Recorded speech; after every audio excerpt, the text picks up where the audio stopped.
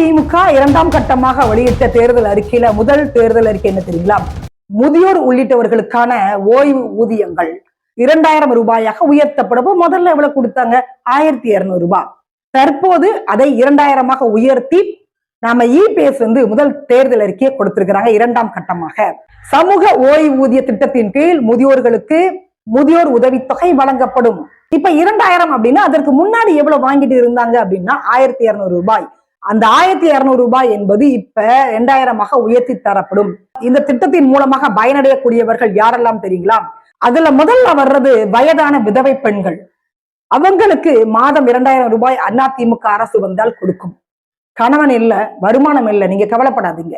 மாதம் 2000 ரூபாய் அதிமுக அரசு கொடுக்கும். இரண்டாவதாக முதிர்கன்னிகள், திருமணமே பண்ணல, அவங்களுக்கு மாதம் 2000 ரூபாய் அதிமுக அரசு வந்தால் கொடுக்கும்.